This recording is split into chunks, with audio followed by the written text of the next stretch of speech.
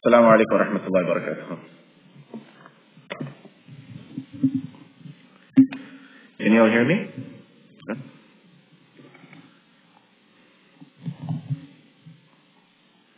بسم الله الرحمن الرحيم.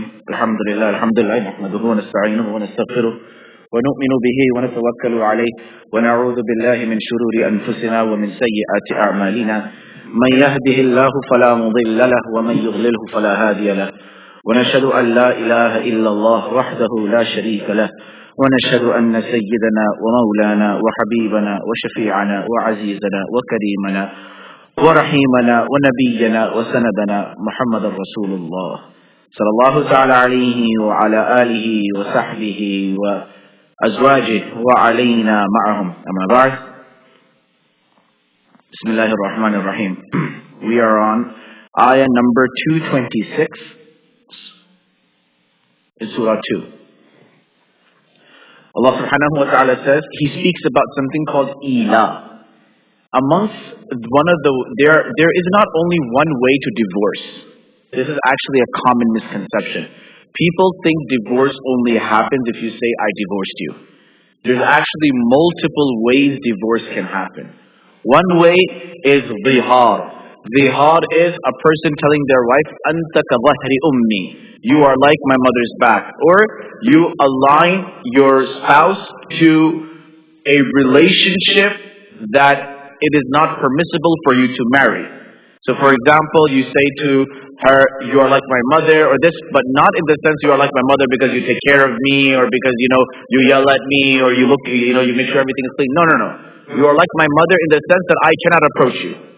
That's the intention. But if the person says to their wife, you are like my mother, she used to also yell at me, and you're also yelling at me, that doesn't count. Because someone asked, they said, what is marriage? They said it's becoming a mother before becoming a mother. It's about first being a mother to an older child and then being a mother to a younger child. It's the other route around. So zihar is mentioned later on. We're going to get to that. This one over here is called ila. Now ila is basically taking an oath that I will not approach you out of spite. I will not approach you for 4 months. Or there's actually 4 scenarios.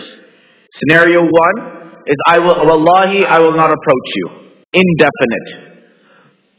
Scenario 2, wallahi, I will not approach you for 4 months. Scenario 3, wallahi, I will not approach you for any time more than 4 months.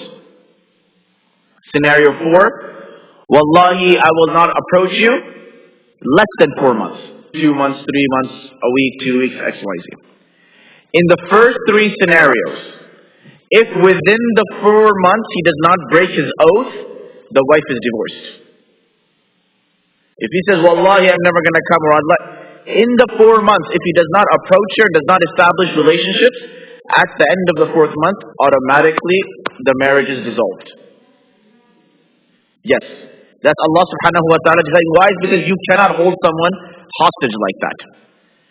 However, in the last scenario, number 4, which was what? What was the last scenario? Less than 4 months. In there, if he fulfills his word and doesn't approach her in the stipulated time, no divorce, because it's less than 4 months. However, if he breaks his oath and approaches her, that is also okay. If a person makes comments of that level, then they should break their oath. And this is one of the i'jaz of the Quran, that Allah subhanahu wa ta'ala doesn't say, you took an oath, now you have to fulfill it, and you have to... This is the rahm of Allah. You've taken my name, and you can't keep it up. Chalo theek hai, it's okay. Feed few poor people, and you're done. Feed 10 poor people, and you're okay. If somebody doesn't listen to mine and your word, we want them to die immediately. And how can you not listen to me? I said this, I'm the one that said it. Allah says, you took my name, I get it, and it's okay, just feed 10 people. Allah says, wait, over here, what? You took my name to say that you're not going to go to your wife? What do you mean? I have to give this a halal relationship, and you're using me as a... Because the ayah before, what does it say? وَلَا تَجْعَلُوا اللَّهَ عُرْضَةً لِإِيمَانِكُمْ. Don't use wallah, don't use Allah's name to stop doing good. Someone says, wallahi, I'm never going to come to your home for that. Or wallahi, I'm never going to speak to you. These are haram oaths. These are haram, not permissible. Because no, but I said wallahi, so I can't do it now. No, you said it wrong, wallahi. Break it and feed 10 people. You know what I'm going to do with my zaban, my tongue? Your tongue was already bad that got you here.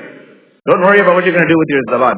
So Allah subhanahu wa ta'ala tells us 2 ayats before, don't use Allah as a target or as a barrier or something in between that, oh, you don't want to do something? Use wallahi over here. It's not appropriate. There is actually, the books of history are filled with these type of stories.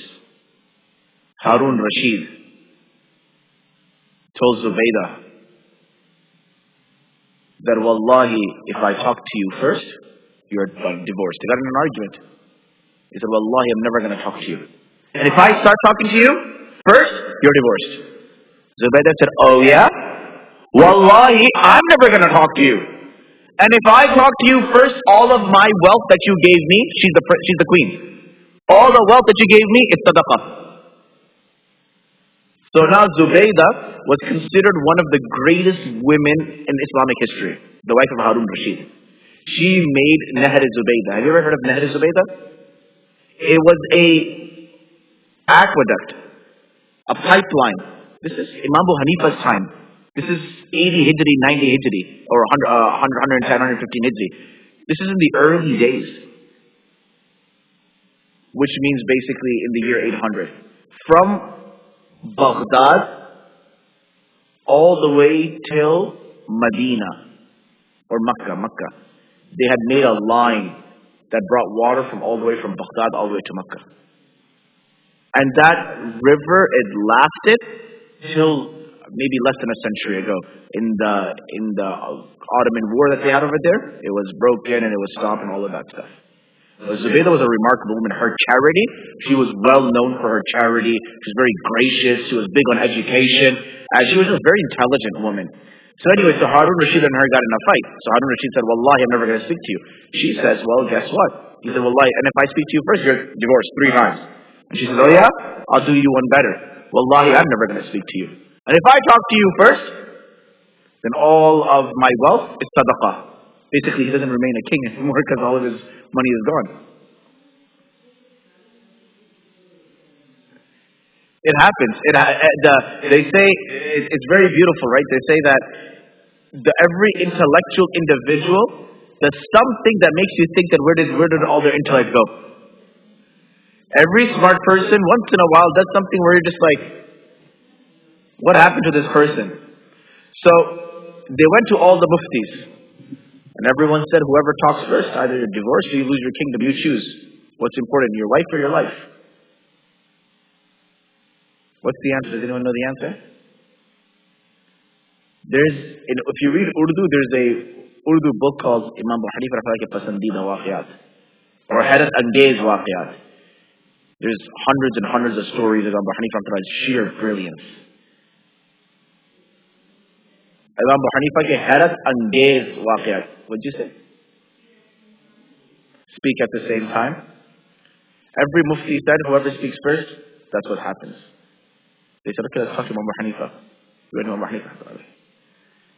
He said, don't worry. Go back, do whatever you want. It's okay. And they said, what do you mean, do whatever we want? He said, yes, continue to talk to her, it's fine, it's okay. He told Harun Rashid, go back to your wife, talk to her, it's fine, it's okay.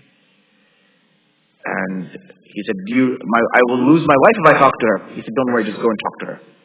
I just went back and forth. And then Abu Hanifa rahmatullahi said, Bhai, you said, wallahi, I will not talk to you anymore. And if I talk to you first, you are divorced. She responded. And when she responded and said, wallahi, I will not talk to you, she'd already started talking to you, talk to you first. And then when she said that if my wealth, she already spoke, so you are absolved. Now when you speak, she will be absolved. Imam Abu Hanifa was a brilliant man.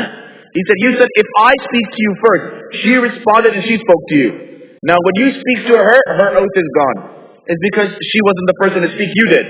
But while she was saying, if I speak to you first, she already became the first person to speak to you, thereby absolving you of your oath and entering into an oath. Now when you speak to her, you absolve her of her oath as well. This was a brilliant man. Imam Abu Hanifa was a brilliant man.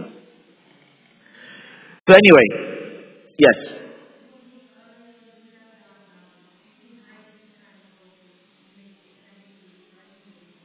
Why?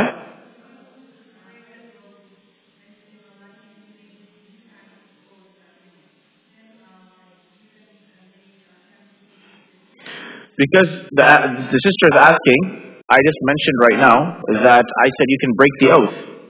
So why didn't Harun Rashid just break the oath? Right? There's two answers. Harun Rashid isn't Donald Trump. Until very recently, a king's word meant something. A leader's word was everything. So if the Khalifa cannot hold on to his promises, people won't trust him. So he has to fulfill it. His assurance. And the second thing was, why would he give, why would he break his oath when he didn't break his oath? When his wife spoke, he was absolved. Anyway, Bismillahirrahmanirrahim. لِلَّذِينَ يُؤْلُونَ مِن نِّسَائِهِمْ تَرَبُّصُ أَرْبَعَةِ أَشْهُرٍ. For the people who do ila with their wives, they have a time limit of 4 months.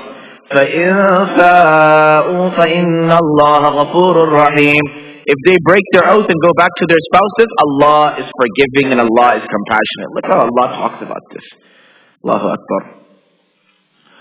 وَإِنْ عَزَمُوا الطَّلَاقَ فَإِنَّ اللَّهَ سَمِيعٌ عَلِيمٌ. Because sometimes what they would say to their wives is that I don't want to approach you, and then they say I'll never approach you, and then they would not give them talaq as well. And that woman would be stuck in that house, and she cannot grow with a relationship that means something to her, and this man is not even approaching her or giving her that relationship, so she's stuck in between. So Allah subhanahu wa ta'ala says the next few pages are all about talaq and nikah and all of that stuff. وَإِنْ عَزَمُوا الطَّلَاقَ فَإِنَّ اللَّهَ سَمِيعٌ عَلِيمٌ. If you decide on giving talaq and that's your intention, then Allah knows. But take the appropriate steps. How do you give talaq? وَالْمُطَلَّقَاتُ يَتَرَبَّصْنَ بِأَنفُسِهِنَّ ثَلَاثَةَ قُرُوءٍ. And the divorce women. So basically, there are two types of talaqs. Number one is called talaq raj'i.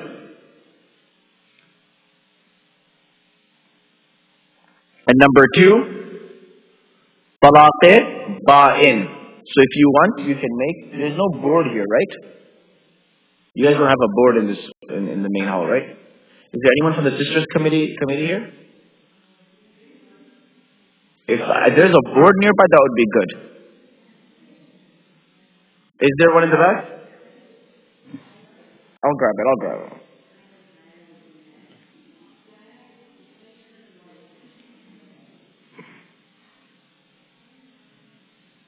I think it's very rare we get a chance to understand the whole talaq discussion and what are the rules, ahkam. So because we are going through these verses, you'll get confused in the ayats if you don't have the breakdown of what talaq is and what talaq is Allah talking about. Because in the next few ayats, very eloquently, Allah touches all the bases, but through isharas. So you have to have a background knowledge of what divorce is. And the talaq is of different types, and then there's ila and bihar, and then there's idda, and so on and so forth.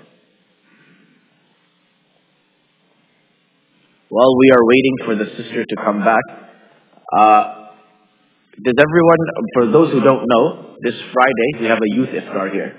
I don't know if you have something going on at home or not, but this Friday there's a youth iftar over here. And alhamdulillah, we already have over 200 kids that have signed up. We had capacity of 250. I think they're going to increase it a little bit. But I expect that we're going to be at maximum capacity, inshallah, bi'idhnillah. It'll be a great event. We have good nasheed, Quran. I'll be speaking as well, and it's a great networking event for the kids. There's iftar from Portos. The ticket is $5 or something. It's nothing. And that night we're doing qiyam here for the youth, and it's going to be a very new and interesting type, which is basically we're going to give them issues. So I'll give you an example, right? Your children are hanging out with kids you don't like them to hang out with. Parents tell you don't hang out with them. Do you listen? No. They get angry, you get angry. Now you tell me, how can parents convince you? So you with a group of 5, 6 friends sit together and you tell me, you get upset that my parents yell at me, this and that. So you tell us, how do we explain to you? So I think it's going to be a great exercise.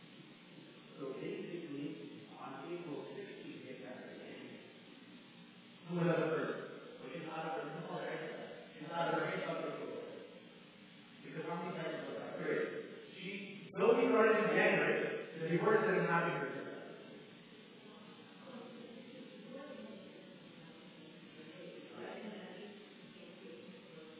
So in this scenario, I have actually taken a step back, and neither am I decision whether you're buying or going to go. So this is whether you buy it, if someone passes away, in that case, there is well the death bonus. In any scenario, we have to manage that. And there is no pregnancy. Because if a woman is pregnant, then there is just go to the cycle. Still the kid. Still the kid. So anyway, so you see that she's given a divorce, whether she gave it on January 1st, 2nd, 5th, 7th, whatever, we count 3 cycles out. Make sense? Imam Shafi'i says 3 periods. So if the divorce was given on the 7th or the 10th, he says you have to wait till January 6th till 30th. You wait till the 30th of January. Then February 6th till 30th.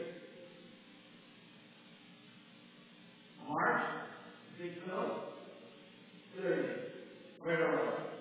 Okay, now there's a small problem. No. But the problem here is that how many Allah says that before moving has to wait for 3 rules. Now the word rule is either in cycle or period. That's what it is. The word itself means one thing. So now, how many is Allah saying you have to wait? 3, right? The number 3. Did you say 2.5? Did you say 3.5? Is it? Are you supposed to give Allah in the cycle? It's haram. You should, right?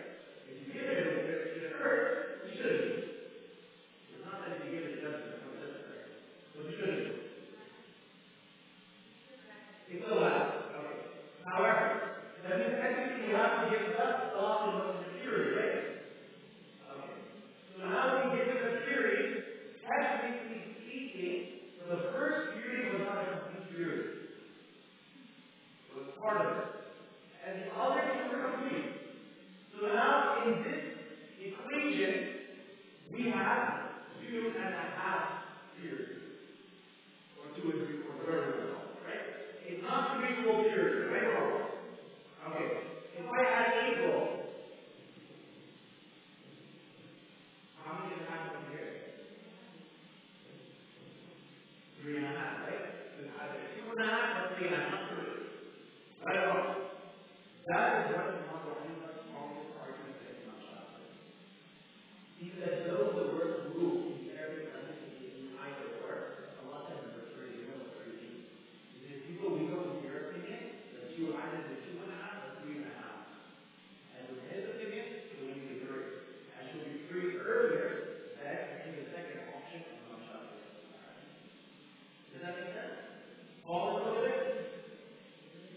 A little bit? It's okay. It's okay. This stuff is a bit complicated. Can I erase it? Or not yet? Ooh, it's in the next slide. We're going to get in the next slide. Ooh.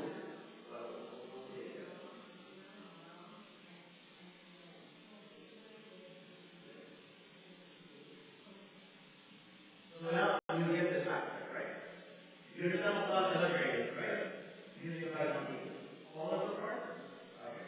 Now what is Allah about it? Allah about it is the opposite. Non-explicit words. For example, you are like my mom. Get out of my face, I don't want to ever see you. Leave my house, never come back. I'm done with it. I'm done with it. All of these words are considered lies. However, there is one fundamentalism that I forgot to mention.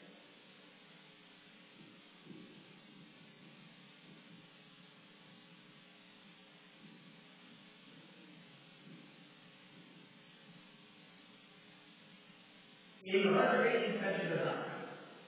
You can't say, I divorce you. Well, I don't really mean you.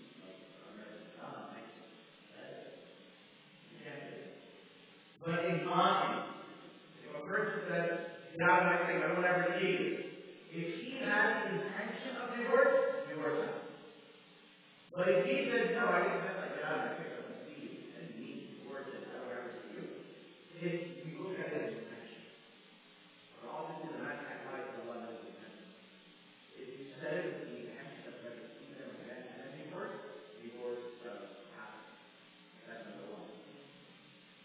Number two, if there is an argument and a fight, and you're heated, and in that argument and fight says, yeah, I don't ever see you, then most of the time the Sahaba will not use the verse of the intention. They will say, we know what you are, and you can't come on and lie, and you were right, and you were that I was. So the first thing is not to divorce.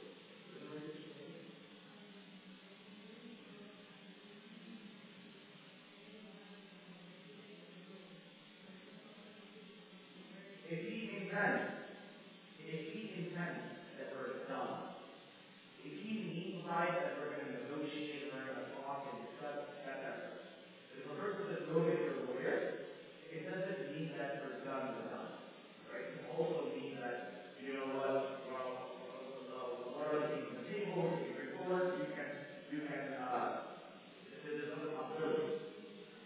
Yes, unless the man doesn't mean that we're done talking to your lawyer, then we can get a case. That's it. Okay. Number two, same thing context or present. Number three, intention, time. Number four, present. Number four, conditional. If you talk to your mom, if you go to her home, you're off. Even though he says explicit words, you go to your mom, you're yours. But it's conditional. And conditional divorce is all other lives.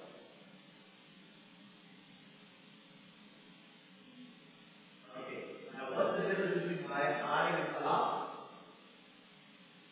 This is the difference.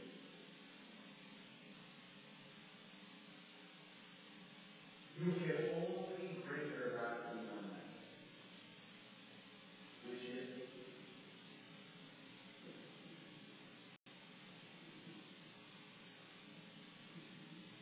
you.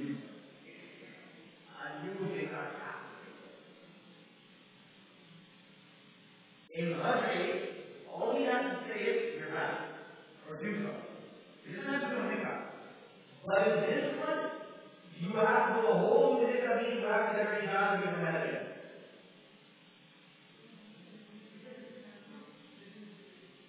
With this, no. So, the new makeup, in order to bring her back, has to do a new makeup. So if she's treating her head like everything, she's divorced. So she's going through her cycle of her pregnancy. In those 3 months, he has exclusive rights to remarry. After 3 months, she's turning anything. But in those 3 months, only he can and the will, provided he has a divorce. They have exclusively, he has a right to marry. Nobody else. Because he is still a husband in a way.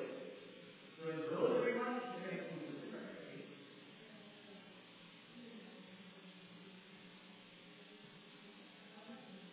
No, halal has to do halal is haram. You cannot try to do halal. I know it is. I know it. Halal, the Prophet said, Allah belongs to the one who does halal. So basically, halal is when you divorce someone 3 times. I'm going to get it. For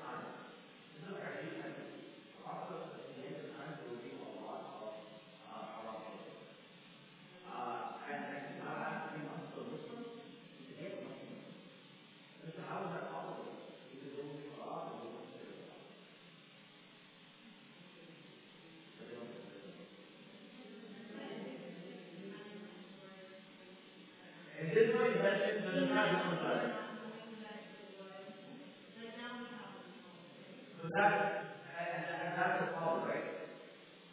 Not knowing is a good time. I'll give you an example. If a person has been raising their past, that's awesome. And they come back and they're like, I didn't know you that well. Yeah, okay. Now, you have to do a bracket here. In the 3 months, whatever it's like from a period, the husband as exclusive. He can get married. Anyone else can. After 3 months, I can get married. Okay. Now, the sister said, what if you give 3 divorces? Whether it's 1 sitting, 10 sittings, doesn't matter. 3 divorces or 3 divorces. What kind of circumstances happen? You can't marry her until she doesn't marry someone else. Then get divorced. Then you get married. Already says that marital relationships need to be established. Now, Shastra says only they can happen. Okay? I'm not trying to say only that. And I'm going to show you the plot. So, now we're doing it one time right now. We're going to go back and do it through the verse. I'm going to show you the plot. Yeah, so it'll make sense to finish off. So, the Shastra says, if you divorce your wife 3 times, and you want to marry her again, she wants to marry another man, you get divorced, and then you get married. She wants to marry him and also establish a relationship. And then, so, if you do this intentionally, that you are married to this person, so this happens, and then divorce, then it's wrong. If it happens naturally, organically, it's natural. Just as life was going on, not married yet, didn't work out. You didn't have to intention. So Allah was acting on those, the husband, the wife, and the woman, the guy. So that's how it's yeah, that's a breakdown of the impact of Allah and all that. And we're going to go to the Quranic ayah, and inshallah you can use it as a method of either here or inside or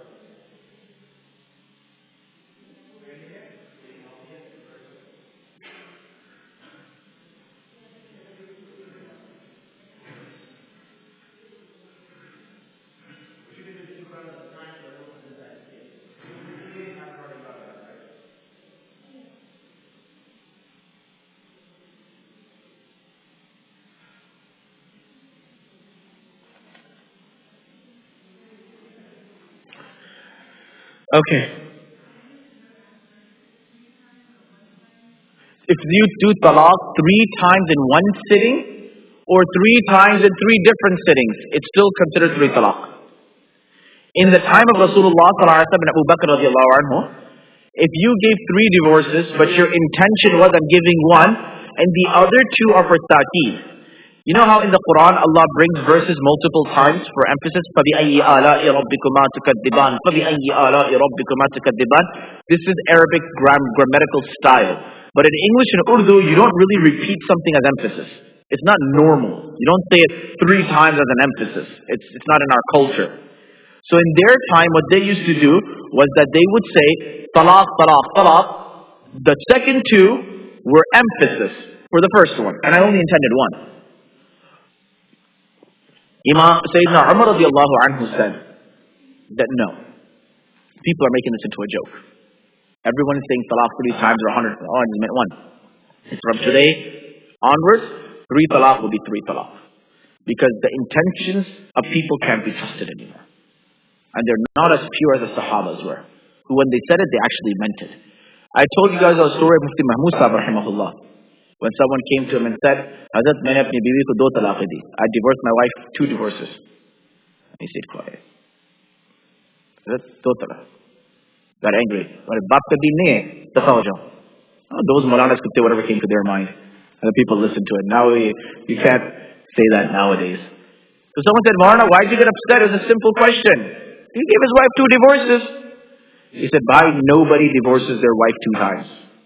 He said, either you divorce her, and you are angry, so you give 3. Or you are in a proper state of mind, then you give one.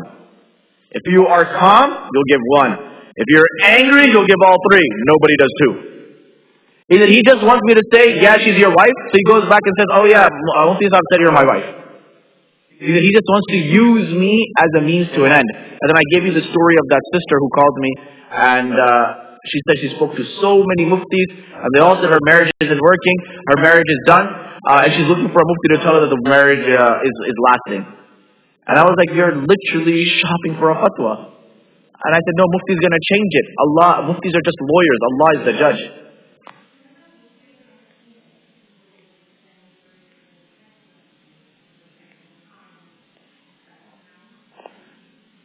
No. Oh, it does count, but I think it's unnecessary. But sorry, not unnecessary. The Prophet ﷺ said the sunnah way of giving talaq is to just give one talaq. Let the 3 menstruations go, cycles go, move on. If you want to give 3, then at each cycle give one. At each cycle, give one.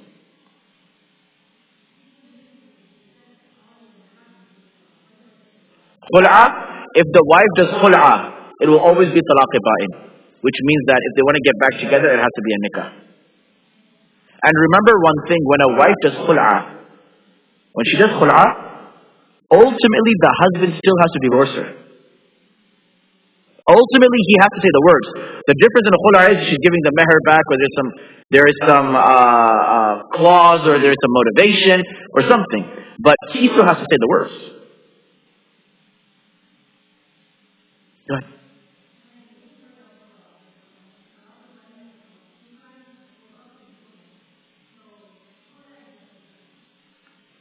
I'm not aware of talaq-i-ba'in being a sughra or kubra. What would be the difference between sughra and kubra? If it is a differentiation, it's just a differentiation for the basis of it, but the hukum doesn't change. The hukum won't change. Someone might have just separated them into 2 columns based on variables, but the ruling doesn't change based on that. Khul'a is ba'in. Afterwards, if they want to get back together, they have to do a new nikah.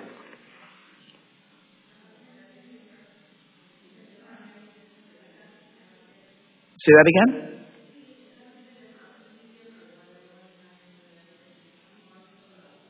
If a woman wants a khul'a and her husband is refusing to divorce her, she goes to the Islamic judge and he nullifies the marriage. He tries to mediate.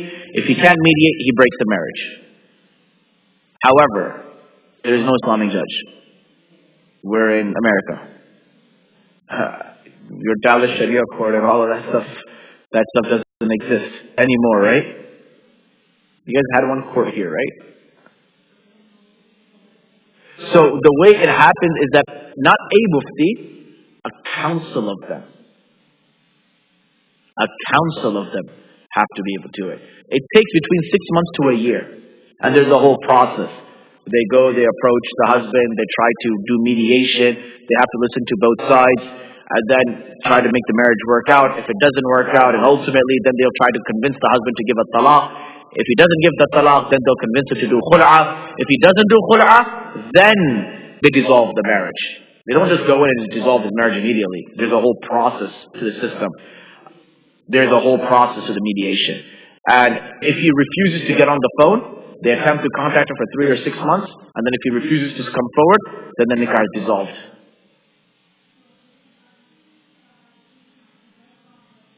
Yes, definitely.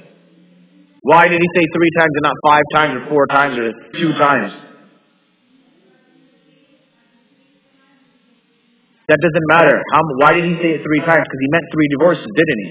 He didn't mean 1. There's no way in our culture 3 is used as an emphasis for an object. We just don't do it. No one says kana kao, kana kao, kana kao. We don't say it. If we come over, come over, come over. We don't say it. We always say come over. They should come over. Maybe 2 times. Never 3 times. It is not in our culture. Prove me wrong. Give me an example from our culture, which is normal for us to use a sentence 3 times.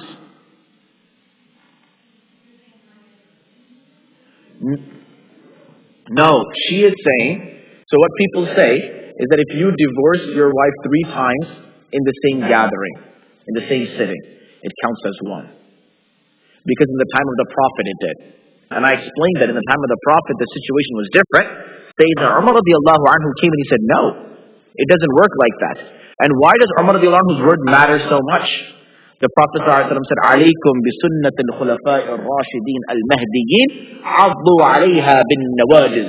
The Prophet ﷺ said, hold on to the sunnah of my sunnah and my khulafa'i ar-rashidun. And my rightly guided khulafa'i ar-rashidun. Hold on to the sunnah like you're biting onto something and you're holding on to it fast. So if Umar radiallahu anhu said something, then it is established and we accept it.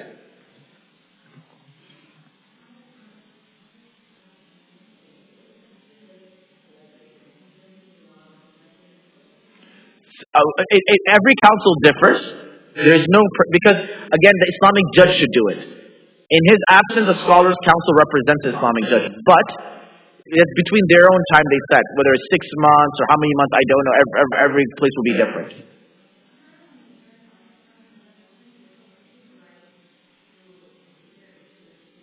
Yeah, that happens very often. Where in the beginning of marriage, a husband can tell his wife that one of my divorces you control. Or he gives it to his father-in-law, his brother-in-law, or some person as a mediator that, look, in a situation that she needs to exit from the marriage, I've given you one of the 3 divorces.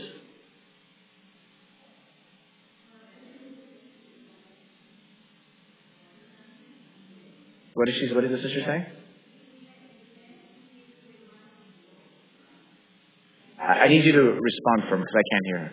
So someone has to respond what she's saying.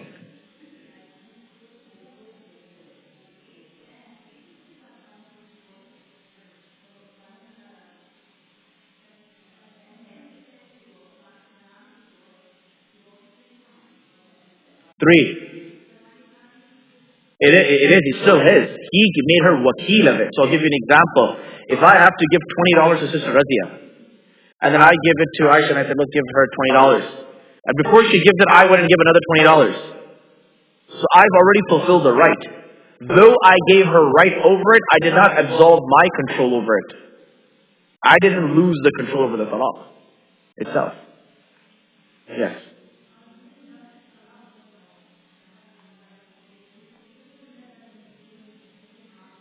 If 3 talaq hasn't been given, then yes. And the same, she's supposed to, her iddah is supposed to be in her own home.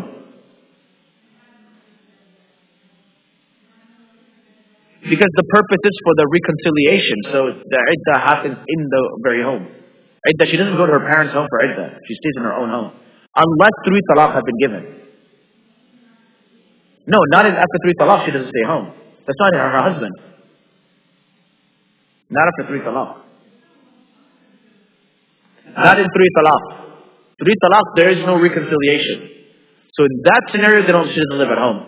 Or unless she doesn't have another place to go and the husband is trustworthy, this and that. But if there is fear that the husband may do something or approach, then it's not permissible for her to stay there. Yes, go ahead. Okay.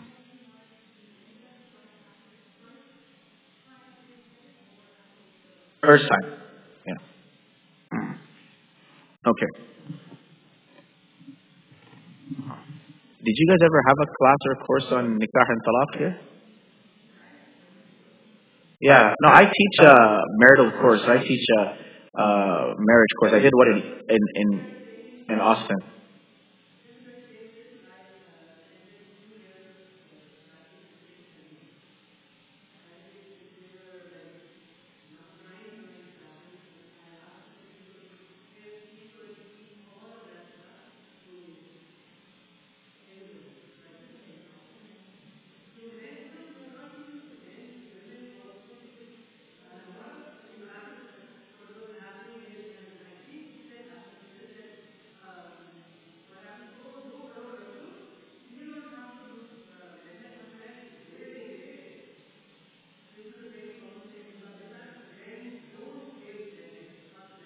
We're going to talk about that. The ayat is going to come up. We're going to talk about this.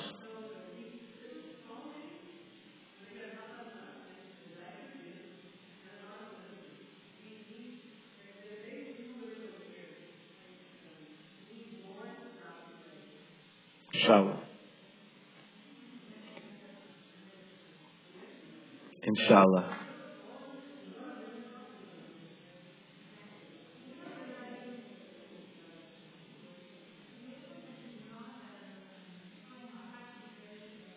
The what?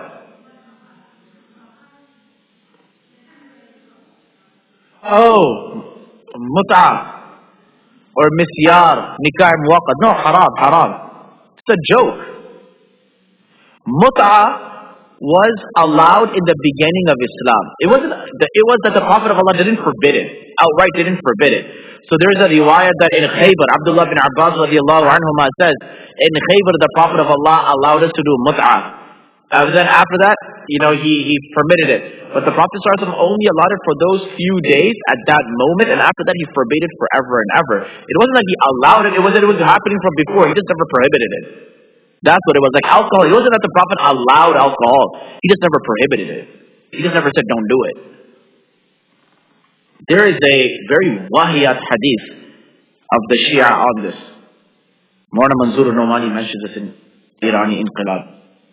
It's a book you should be educated in your different fields. I met a man last night who told me, he said, I want to become Qadiani. Last night. One person came last night and he said, I want to do this. And this man, mashallah, prays, salah, beer, topi, like top and bottom. He's only here 3 days, people. But Iman can be snatched from someone like this, from their hearts. And faith. You have to be educated in your own Iman and faith. And the greatest responsibility of every mother is to embed the seed of Iman and see it grow before you let your child go. We leave the seed of Iman and we hope it will grow after our child goes. But it doesn't work like that, because someone will come and uproot it. You need to put the seed in, water it, cultivate it, grow it. Make sure their Iman is firm. If you send them into the world with firm Iman, you don't need to be worried about what's on their phone. But that's your responsibility. If parents are worried about what their children are doing, they should be worried about the tarbiyah they've done. Illa masha'Allah. And remember one thing, this generation understands with love and muhabbat, not with anger and yelling. They don't understand that.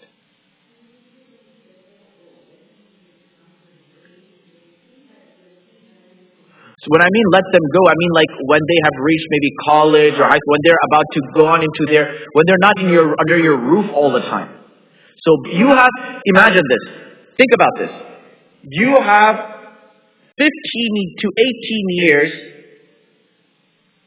exclusively to implant Iman in your child's heart. But within a year, 2 years outside, he loses all the mehnat of 15, 17 years. So what does that say about our mehnat? What does that say about our effort? I told you this before. The first madrasa any child goes to is in the lap of the mother. That is the first madrasa of every child. So you have to work on it. And remember, where your Iman is, your children will always fall short.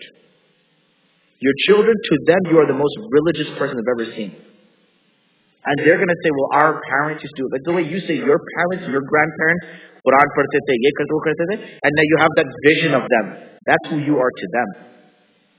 And we have to embrace that in a appropriate manner. Don't be that person that makes them away from deen, but be that person that brings them closer to deen. Anyway. Bismillahir Rahmanir Rahim. والمطلقات يتربصن بأنفسهن ثلاثة قروء. And the divorced women, they will wait. How long? ثلاثة قروء. 3 قروء. The word quru means either cycle or purity. It holds opposite meanings. Imam Abu Hanifa rahmatullah alayhi says that 3 quru over here means 3 cycles because the number 3 is a full number. And if you were to take purity, you would either be 2.5 or 3.5. Remember over there I showed you? So what did he say? 3 is a complete number. Imam Shafi'i rahmatullahi alayhi says, in the Arabic language, if the number is feminine, where it is, there's a ta'i tanis there. You see that ta'i tanis there? The little ta'i at the end with the 2 things? This is called a ta'i tanis, the feminine ta. So in the Arabic language, from the numbers of 3 to 10, 3 to 9. In the Arabic language, if the number is feminine, then the thing you are counting is masculine. And if the number is masculine, then the object you are counting is feminine. In the Arabic language, from 3 to 9, the gender is opposite of the object you're counting. So Imam Shafi rahmatullahi alayhi says, in quru, the meaning of cycle is a feminine gender, and the meaning of purity is a masculine gender.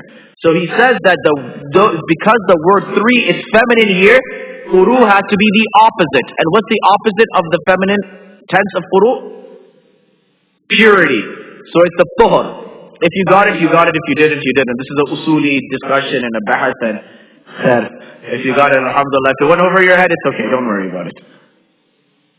Some things I might say that may go over your head, it's okay. I say it's more for my enjoyment than anything else. ولا يحل لهن أن يكتمن ما خلق الله في أرحامهن إن كن يؤمن بالله واليوم الآخر. It isn't halal for them to hide what Allah has put in their wombs if they believe in Allah and His final day. Obviously, if you're expecting, you have to express it. وبعولتهن أحق بردهن في ذلك إن أرادوا إصلاحا. And the husband is more worthy of going back to his wife in the time of iddah. Remember I said in the 3 months of iddah, who has exclusive rights to marriage? The husband. So what is Allah saying? وَبُعُولَتُهُنَّ, their husbands أَحَقُّ, have more right بِرَدِّهِنَّ, to go back to them فِي ذَلِكَ, in that time, إِنْ أَرَادُوا إِصْلَاحًا, if they want to be good.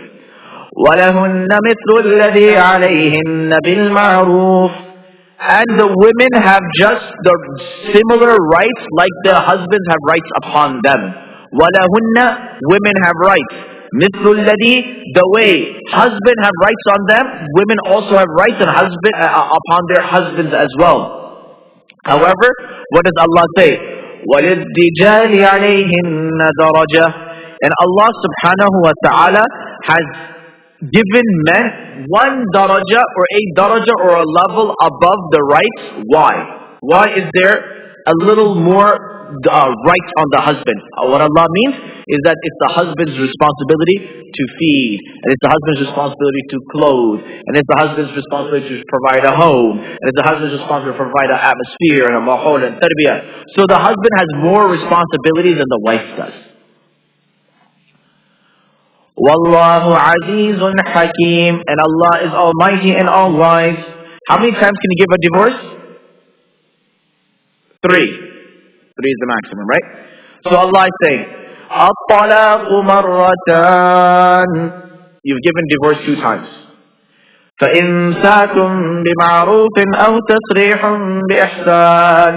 If you want to keep her good and treat her well. If not, let her go, but let her go well as well and kindly as well. ولا يحل لكم أن تأخذوا مما آتيتموهن شيئا إلا أن يخافا ألا يقيما حدود الله. In the next 2 ayats, Allah mentions hududullah and the boundaries of Allah 6 times to show you how sacred marriage is. Now Allah is saying, when you divorce her, it is not halal for you to take anything that you have given her. You know, we do divorce. हमने शादी के अंदर उसको dinner set के अंदर 3 चमचे दिए थे, वो चमचे वापस चाहिए. We gave them this gift at that time and we want it back. Understand 2 things. This is very important. In the Desi culture, which means if your marriage happened by both families being heavily conservative and traditional mindsets, both families. If the husband gives jewelry to the wife, or the in-laws give jewelry to the wife, whose jewelry is that? Not in Desi culture. In Desi culture, and this may not be across the map, it's a cultural ruling. predominantly in the Desi culture, the gift and the jewelry given on the wedding and what? It's borrowed. It's not owned. If there's a way. So what does it show? The whole time it never belonged to her. My humble advice and suggestion is, whatever jewelry, wealth, whatever you have, when you are getting married, clarify whose is it. Clearly. Is this mine? Or is this from your mom? Or is this just something that's, for the time being? Because when it comes to giving the zakat, that defines whose is it. Exactly. And I've seen this happen in weddings. They put it on, what did it? Wait, what just happened? They will just put the cameras. I was like, what kind of fake stuff is this? Anyway, following or no?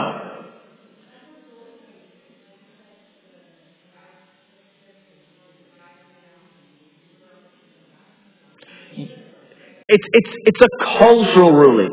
So, for example, if the in-laws gave let's say they gave their daughter-in-law. Yeah, so there is a difference in large objects, expensive objects, and minor objects. Jewelry is expensive, and that's why its ruling is unique. But for example, if the in-law took the daughter-in-law for dinner, they don't go back like, oh, you owe us $20 for that dinner. Or if they got her a hijab, or they got her some sort of gift or blender or something of that small sort, you don't take those very things back. But because jewelry is a very expensive object, I understand. So the car should be in the same, because it's an expensive object. Unless they clearly say, this is yours, this belongs to you. But there's no zakat on a personal car. Yes.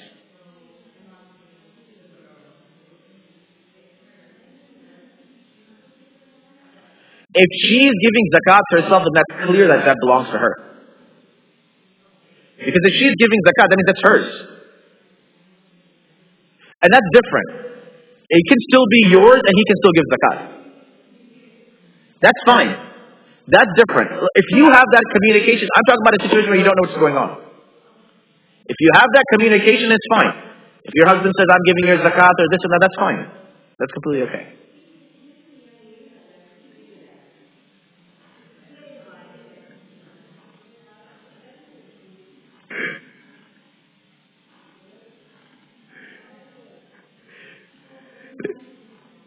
Bismillahirrahmanirrahim. Anyway, وَلَا يَحِلُّ لَكُمْ أَن تَأْخُذُوا مِمَّا آتَيْتُمُوهُنَّ